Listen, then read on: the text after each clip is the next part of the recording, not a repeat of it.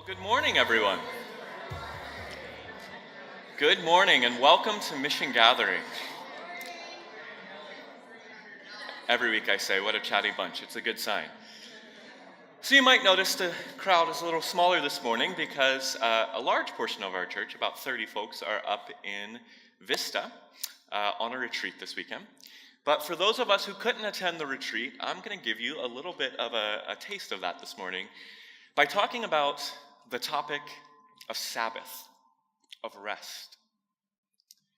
Sometimes the most spiritual thing you can do on the weekend is to take a nap. Can I get a witness? So those are actually the words of my professor from Bible college, a guy named Dr. Winfred Neely, who would say that to all of us would-be pastors who are leaving his preaching class every weekend on Friday. He would remind us that we needed to go home and stop studying the Bible for a little while, stop praying for a little bit, and get some rest. We'd all laugh when he said this because it seems kind of ironic. It's not often in churches or spiritual settings that we hear that taking a nap, taking time for ourselves to rest and rejuvenate is something spiritual, something good for us. In American culture, and especially among Americans Christians, we've forgotten how to rest. We've forgotten how to relax, how to take a break and disconnect. The constant subconscious message that we're always being fed in our society is this: keep doing more, keep working harder, keep your kids going to their next practice or rehearsal, keep being connected to social media, keep sharing your life on Instagram. And then, as we're scrolling through everyone else's life on Instagram or Facebook, you're provoked to a sense of jealousy and feel like you need to keep doing more because all of your friends have such an amazing life. What are you doing with yours if all your other friends are traveling the world or having these great social nights out? Throughout every moment of every day, we've been conditioned to be in constant contact and in constant communication with everyone. Every time a text message comes through, every time a Snapchat pops up, we feel like we need to respond right now. And there's an expectation in our culture, isn't there, that as soon as a message pops up, if you don't respond, you're doing something wrong. And when we finally do separate and get some time alone for ourselves, we're still connected to our phones. How many of us, when we get alone time and we go home and sit on our couch at the end of the day, the first thing we do is pull out our phone and remain connected? We don't have time for rest. We don't have time to disconnect. It's such a rare thing for us in our culture, isn't it? Living life in 21st century America, if we're honest, is really exhausting. And the result is that the quality of our lives suffer. We rarely feel joy for a very long period of time. We're rarely present moment to moment. We rarely stop to smell the proverbial flowers around us, the beauty and the serenity that is available to us at every moment of every day. What if we weren't made for this pace of life? What if life was more than just doing and going and connecting and creating and organizing and communicating? Since the beginning of time, God set creation on a different course. God created the world at a different pace. The beautiful creation poem at the beginning of the Hebrew Bible, called the Book of Genesis, says that God created the world in a very different fashion. This is what the writer of the Book of Genesis says. God goes through the 6 days of creation, and the poet goes through each day poetically. And then when we finally get to the 7th day, it's written, on the 7th day, God finished the work that he had done, and he rested from all the work that he had done. And God blessed the 7th day and made it sacred and set it apart from all other days, because on this day, God rested from all of the work that he had done in creation. God worked. God created. And when God finished the work, he rested. The creator of the universe, according to this poem, took a break, disconnected, stopped to observe the beauty, the work that he had done. God disconnects and pauses and contemplates. What does it mean for us then as humans who believe that we are created in the very image and likeness of this same God? That it is in the very character and the nature of God to rest, to disconnect, to recharge. Not only does this poem tell us that God disconnects and rests, it says that God stops and blesses this day of rest and declares all of creation to have this day of rest with him. This text tells us that God hardwires into the very nature of our world a need for regular disconnection, regular recharging, time for us to simply be, to contemplate our lives, to breathe. If we believe that this is true, if we believe that this is what God really did in the beginning and this is what God desires for us, what does it say about the pace of life that we live today? What does it say about how our world in the 21st century works? We live at such a pace that almost no aspect of our society has time to breathe. We're all subjecting even the earth itself to constant work. We work over the soil day after day with no pause, no break. There's no time for the planet itself to heal, to re-strengthen, to renew. And as a result, it's a world of chaos, a world of imbalance. There's a deep, enduring sadness underneath the current of all that is in our world because we've never taken the time to observe the beauty. You see, rest is a spiritual discipline. But it's not just a spiritual discipline like my preaching professor said. It's actually the fundamental rhythm of creation itself. The world itself is wired in such a way that it requires regular seasons of rest and rejuvenation. This is what God intended. And for just a moment, I want us to think about this morning. When was the last time you put away your phone, got away from all media, put away all the screens, and rested? Other than hopefully the 8 hours you slept last night. I hope you weren't looking at a screen while you were asleep. Not sure how that's possible, but when was the last time you intentionally set aside space to relax? I suspect that for many of us in this room, we can't answer that question. Because, as we've said, even our times of rest aren't really all that restful, are they? The Apostle Paul gives us a powerful admonition in his letter to the church at Ephesus. He writes these words in Ephesians chapter 5. Be very careful then how you live. Don't be unwise, but wise, making the most of every opportunity, walking meaningfully and redeeming our time, for the days are evil. Therefore, don't be fools, but understand what God's desire for you truly is. Essentially, Paul is telling the church at Ephesus they need to live a more meaningful life. It's a call to be intentional with how they spend their time, where they put their energy. And it's a call to snap out of the foolish ways, the foolish rhythms that we're all currently living in, ways that clearly impact our life and our world in negative ways. Paul is calling us to understand what God desires for us. It's a call to spend our time and to live our lives wisely.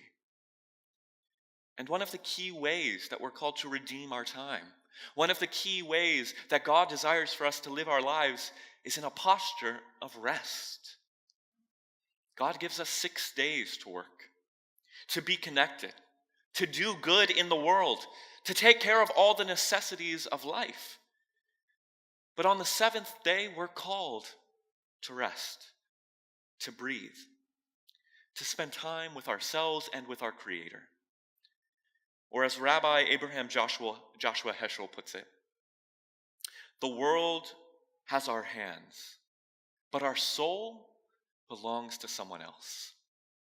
6 days a week we seek to dominate the world, but on the seventh day we seek to dominate the self. Our soul belongs to God. And only when we truly disconnect from the world of work and of humans and make time to rest and contemplate our relationship to God, we will have this rhythm of life that produces abundance, that produces prosperity, that produces meaning in our own lives. The Genesis poem tells us that humans are commissioned to work and to dominate the world. You are called to give your all throughout the work week, to work hard, to work to make meaning in your life and in your world. But on that seventh day, you're called to rest. And rest, as Abraham Joshua Heschel puts it, is a call to seek to dominate the self. What does that mean?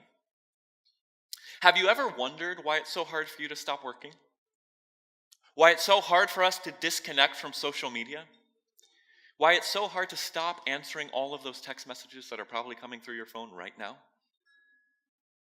It's because all of those actions are in some way pursuits of ego. We're pursuing the goal of cultivating and creating some image of ourselves that we can project and market to the world. We work hard because we desire money or success.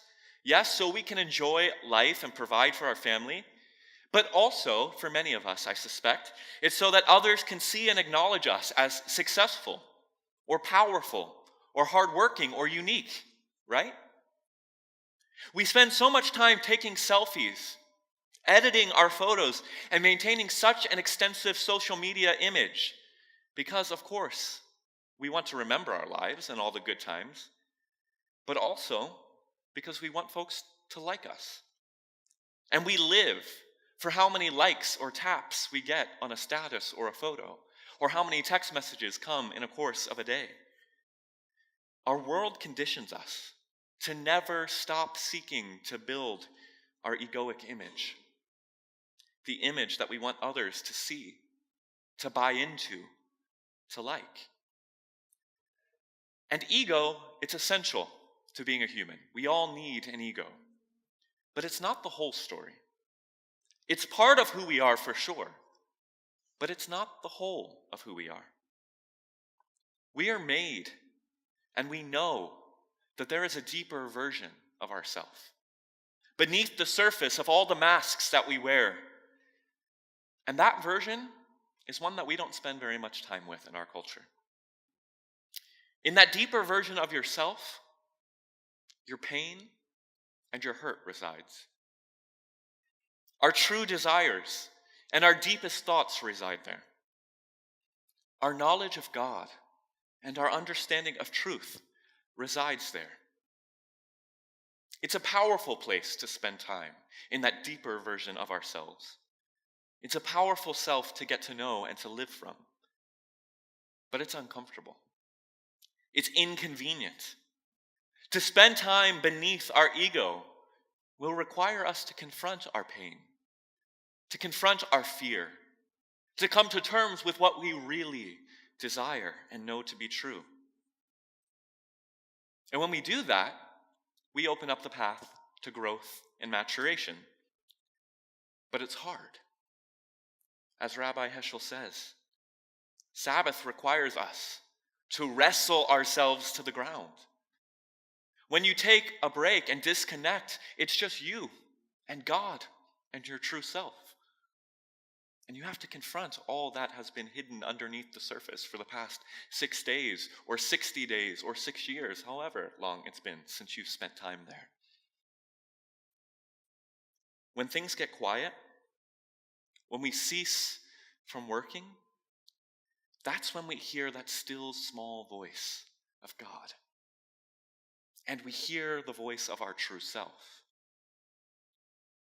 Another reason that rest is so hard for us, especially as Americans, is because we're plagued with, go ahead, put the next slide up on the screen, this thing, FOMO.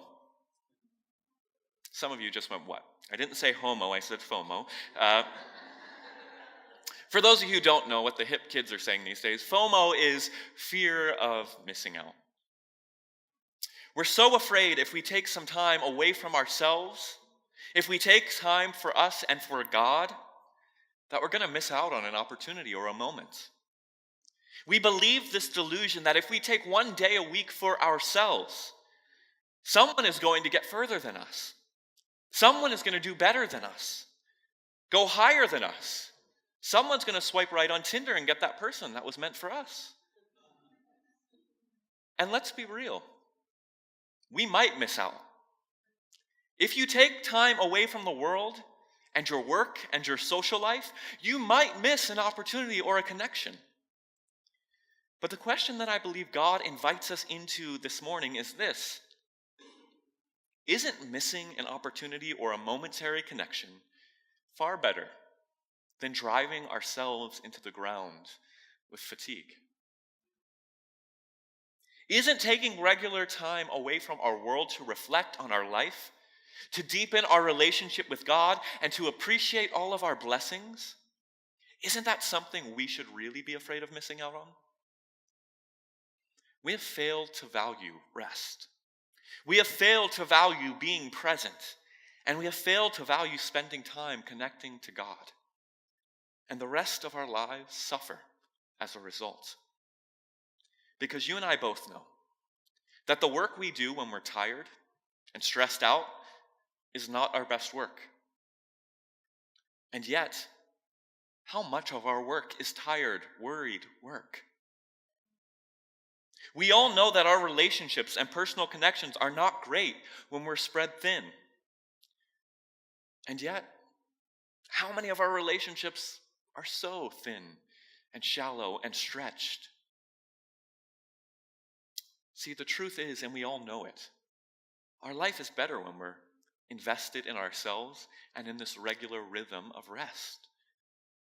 And God knew that humans would be resistant to rest.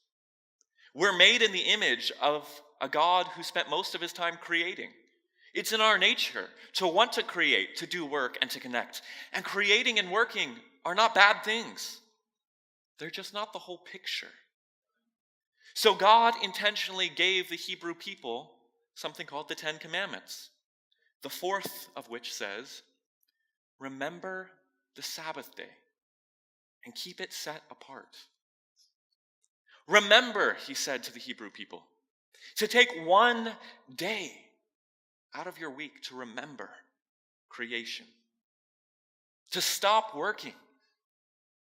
It's not a suggestion, it's a command. God isn't giving them a tip to be more successful. He's telling us this is required if you're going to live a healthy, whole, good life. When we don't rest and don't stop working, when we don't wrestle our egos to the ground and take time to contemplate the work that we have done, everything, every part of our lives begin to wither and suffer. Our entire life and trajectory begins to go off the rails. So God commands us to remember rest, to keep a single day set apart, to honor what the Hebrew people called Sabbath.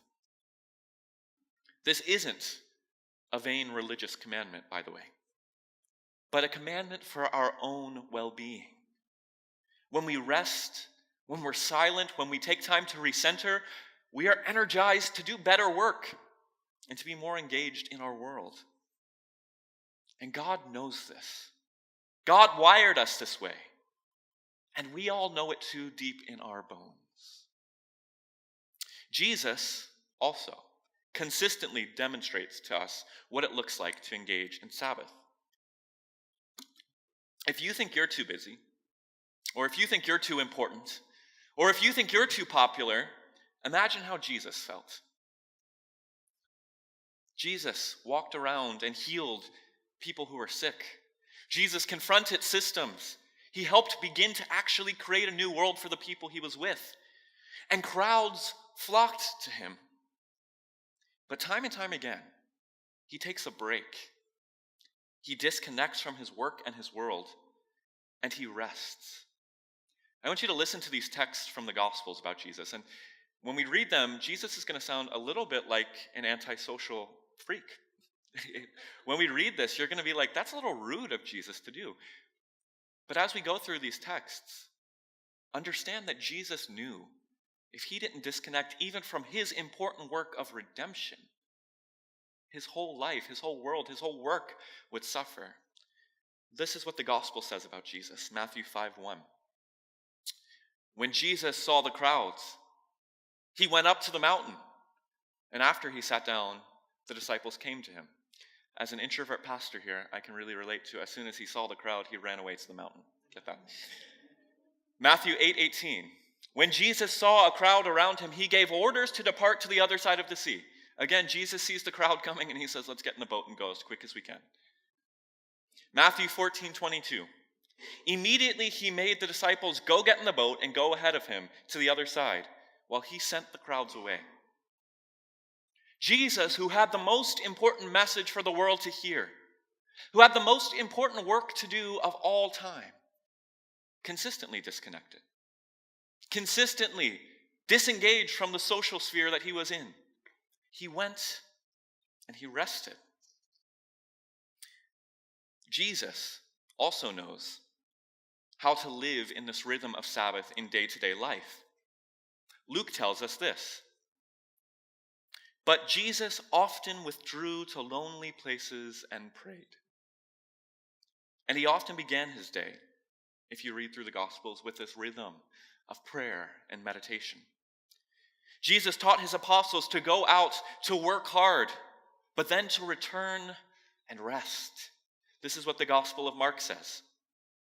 The apostles returned to Jesus and told him all that they had done and taught. And he said to them, come away by yourselves to a desolate place and rest a while. For many were coming and going, and they had no leisure even to eat. And they went away into the boat to a desolate place by themselves. Even Jesus made time for Sabbath. And Jesus taught his protégés, his disciples, the apostles, take some time, eat a meal, go be alone for a little bit. What would it look like if you began to establish a rhythm like this? See, what we see in Jesus' example is that he did, in fact, honor the Sabbath day. He had a day a week where he rested. He was a faithful Jew. But he also had a regular daily rhythm of Sabbath. He started the day by going to a desolate place and praying by himself. Could it be for you a daily practice where perhaps you spend 1 hour out of your long day, disconnect it from everything electronic, and go for a walk around your neighborhood? Could it be that for 1 day a week, you dedicate that day to disconnecting from all of your work and all of your social media to spend time investing in relationships with family and friends? Could it be that a couple nights a week, you make some time for self-care, to get a massage, to go to a painting class, to find some time to meditate? Implementing the command of God to observe the Sabbath can feel like a lot of work because it requires a bit of a sacrifice. But once you enter into it, you discover it's truly a gift. If we have faith that God knows what's best, and we desire to wrestle with our ego, we can commit to allowing ourselves to shed our doing and regularly remind ourselves that we are human beings, not human doings. Our work doesn't define us. Your Instagram doesn't define you. There is more to your life than all of the images we project and all of the work that we do. Like I said, you could begin as simply to implement Sabbath by taking the first hour of your day to just be alone, to not wake up in the morning like I do every morning and check CNN, and then go to Facebook, and then go to Instagram, and then go to Snapchat, and then go to emails. That's not a good rhythm to begin your day. Stress hits you right when you wake up. Whatever you decide to do to implement Sabbath, make sure that you do it. Make sure you take time to rest. Make sure you have time to disconnect from the craziness of your world and center on God. Because when we live a centered life, we live a full life. As theologian Marva Dawn writes, Sabbath ceasing means not to cease only from work itself, but also from the need to accomplish and to be productive. From worry and tension that accompany our modern criterion for efficiency, from our efforts to be in control of our lives as if we were God, from our possessiveness and our enculturation, and finally, from the humdrum and meaninglessness that results when life is pursued without the Lord at the center of it all. To practice Sabbath is to unmask the lie that you are what you do. It's to unmask the shame that we feel when we're not being productive or not working harder. And it reveals to us our truest nature, that we are children of God, the God who rests. And by the way, the state of rest is what God intended for us from the beginning. If you go back to that poem in Genesis, work only begins after the fall. Humans in our natural state, according to the Bible, are to live in a constant state of connection to God, enjoying God's presence and the beauty of each other and the world around us. That's actually what you were created for. Work is a result of our need to try to be God over ourselves and God over our world. To rest is to be who God intended us to be. Who you are when you're not performing, who you are when you're not striving, that is who God desires you to be. So my challenge to us this week is simple. And I want you to seriously try to do this challenge. Make time to rest, disconnect, and spend time with God through prayer, through silence, through meditation. See how your perspective changes. See how your work improves. See how every aspect of your life gets better when you take some time to invest in yourself. This isn't an easy one for us to engage in, but it's so important. And I want to say two things. One, I'm going to give us a gift this morning that's going to feel a little uncomfortable. In a couple minutes, I'm going to ask us to sit in silence for 5 minutes and watch how crazy that gets. It's going to feel terrible. But then afterwards, it'll feel good. And the other thing is this. Because I believe so deeply in this value of taking time to disconnect, and I also know it's a lot easier to disconnect and be disciplined with others, in 3 weeks, we're going to be starting a regular Wednesday night service here. That's going to meet in, what's that room called? The community room. And it's called a contemplative service. For an hour and a half, it's literally going to be a time, it's going to feel maybe a little weird when you first walk in, because it's going to be dark and have candles, and we're going to sit there and pray, and then meditate, and sit in silence, and allow God to speak to us and through us. And I want to commit to doing that every week for the course of this year, and see how our lives as a community improve as we take time together to disconnect and to center ourselves on God. So, I'm going to set an alarm. 5 minutes. And we're going to sit in silence. Now, if you're the person whose phone goes off in this period, not going to be good for you. Just kidding. There's grace for us all here. Amen. For the next 5 minutes, I want you to get comfortable. And I want to invite you just to sit in a posture of rest. There it goes, somebody's phone. No, I'm kidding. The only 2 rules are don't look at your phone and don't talk to somebody in this period of time. I'm not telling you have to close your eyes. Whatever works for you, just enter into this time to be still, to breathe, to pray, whatever helps you to disconnect.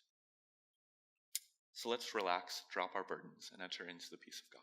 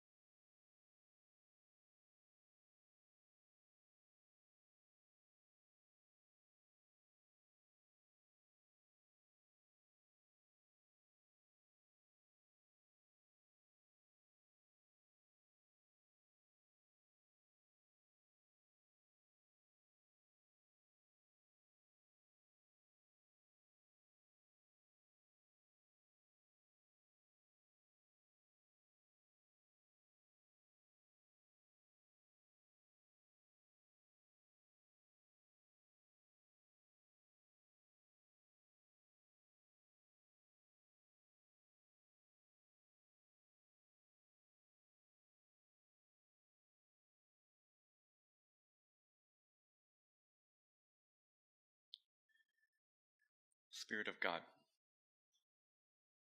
you have created us to be people of rest. And you are a God of rest. Would you teach us how to love ourselves and love you deeper through taking time to disconnect from our world and to center ourselves, to wrestle ourselves to the ground, and to know you deeper.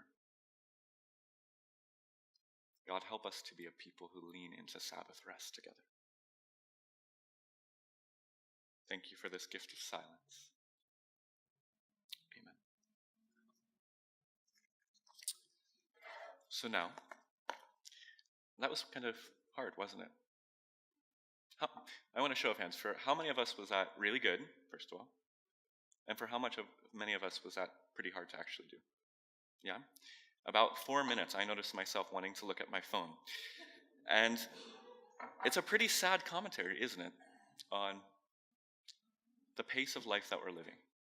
So may that little exercise be a reminder of how important this is for us. And may you set aside a few minutes every day to disconnect and center yourself. Amen. So now we're coming once again to this table together. And this, as you've heard me say so many times, is not our table at Mission Gathering. This isn't our denomination's table, but this is God's table. As we come to this table together, we're reminded that God invites each one of us to come just as we are, with all of our flaws and failures, with all of the blessings in our lives. Bring them all to this table. You are welcome here.